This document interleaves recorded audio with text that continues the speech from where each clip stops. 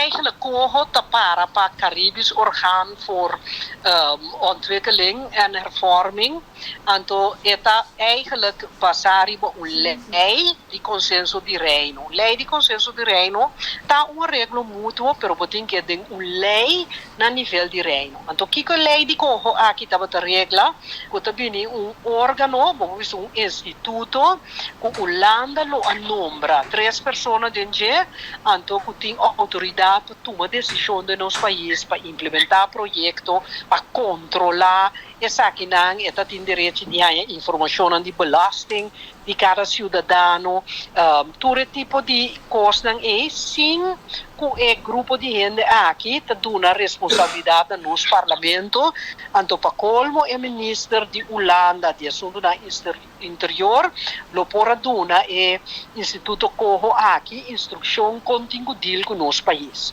E consequência lo tava com nosso parlamento, hopicos entidade bisa, nosso governo hopicos entidade bisa, pero é decisão onang ta conta te den abo ku ami sukas.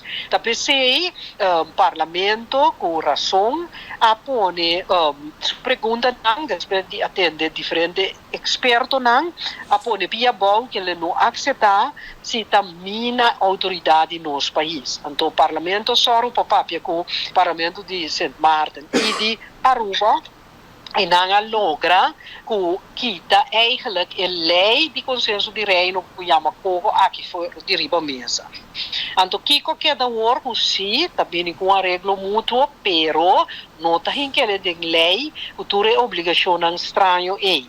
Nós tem que mira ainda kiko si a palavra se não queda publicar ainda pero maneira se queda publicar nós por aqui nós lo podemos um comentário pero em todo caso significa que nota a respeitar o direito de tomar decisão em país aqui dor de nós mesmos. Que men é um adelanto, é um passo positivo seguro, então nós temos que seguir trabalhar para dar a elaboração a novo conteúdo. Neste pisas, avisa num programa de televisão que nós toma e corro para sobre o dado que em França tem. Então, o parlamento, tanto o partido de coalição como o partido de oposição, a ser a cabeça junto, então, fora de parlamento, na põe pressão, que não aceitar a regra, não atender com um colega, não.